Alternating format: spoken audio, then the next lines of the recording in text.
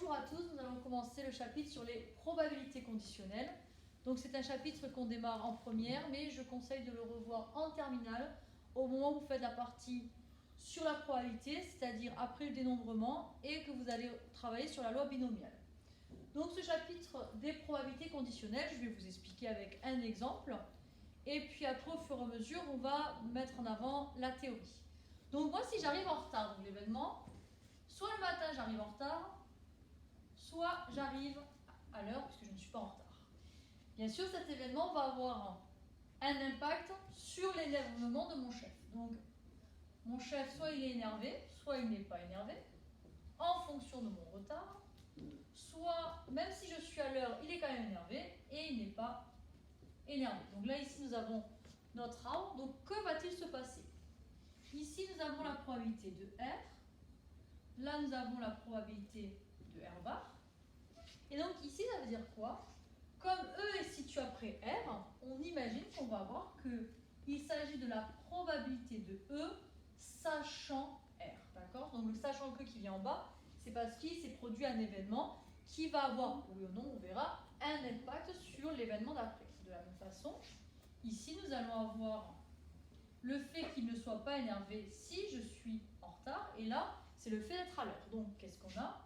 On a le fait qu'il soit énervé alors que je ne suis pas en retard, et là, le fait qu'il ne soit pas énervé alors que je suis à l'heure. Donc là, c'est vraiment le sachant que qui est une probabilité conditionnelle. Alors, qu'allons-nous lire lorsque nous allons nous situer à la fin de la branche? Donc là, vous le faisiez déjà en troisième, c'est la multiplication. Et sur cette branche, on recompte deux événements qui sont le fait que je sois en retard et que mon directeur soit énervé. Donc là, on a du P de E inter R. Et on va faire ça pour chacun des événements. Là, je vais avoir l'événement P de E bar R. Là, je vais avoir P de E inter R bar. Et P de, ici, E bar inter R bar. Alors, juste une remarque. Autant ici, quand vous avez une intersection, vous pouvez inverser vos événements, c'est-à-dire on va avoir R inter E. C'est le fait d'avoir à la fois ces deux événements. Attention ici, la probabilité conditionnelle, P de E sachant R, ce n'est pas la même chose que P de R sachant E. Donc c'est ce qu'on va voir par la suite. Alors, maintenant que vous avez ce tableau qui met en avant les probabilités conditionnelles, nous allons donner des valeurs pour voir ce qui se passe. Alors, moi je suis quelqu'un plutôt en retard, donc on va dire 0,4.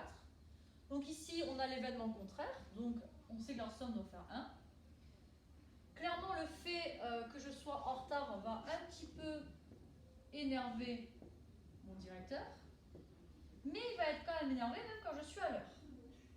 Donc là, on va avoir du 0,6 et là, on va avoir du 0,4. On va faire cet exemple-là. Alors ici, si on doit lire le fait que mon directeur soit énervé alors je suis en retard, c'est de 0,7. Alors maintenant, que va-t-il se passer lorsque je veux vouloir calculer le fait qu'il soit énervé? Alors ici, le fait qu'il soit énervé, on le voit en deux points. Quand je suis en retard et quand je ne suis pas en retard. C'est-à-dire qu'ici, nous allons avoir que P de E, il va valoir P de E quand je suis en retard, plus, d'accord? Sur une même branche, on multiplie, quand on change de branche, on additionne. Plus P de E inter R.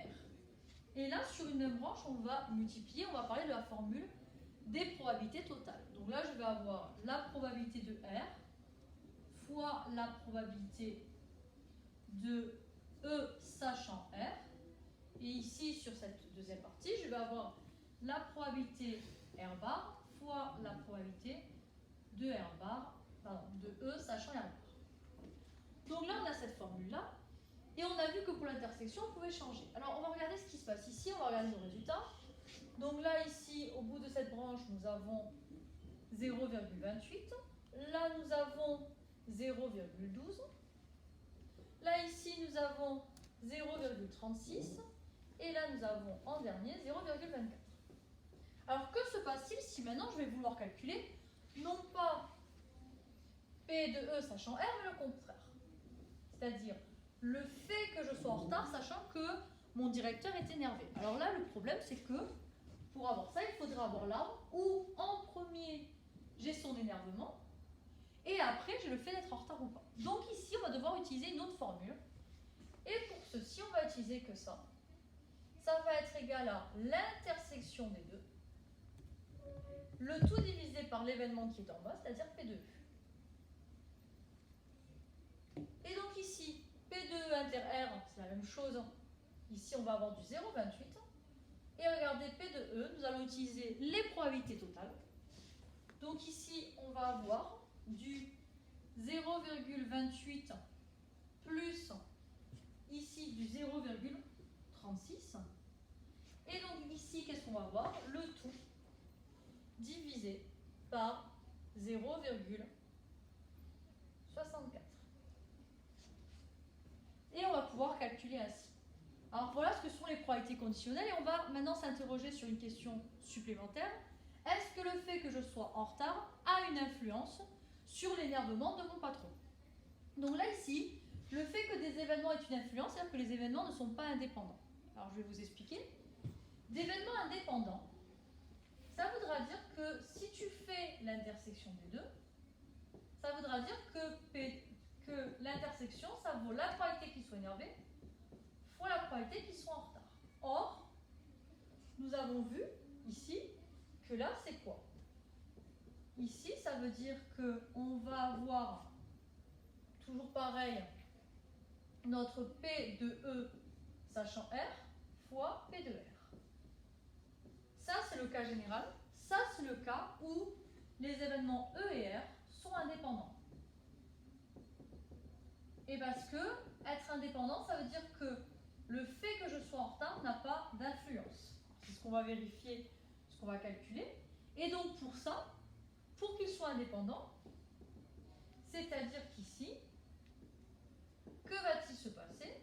Au vu de notre calcul, il faut que le fait que mon directeur soit énervé ait la même probabilité qu'il soit énervé alors que je suis en retard. Et là, clairement, ça ne va pas être le cas. Ici, on va avoir une différence. Donc, nos événements ne sont pas indépendants. Par conséquent, le fait que je sois en retard énerve mon directeur. Bon, on s'en doutait. Au revoir.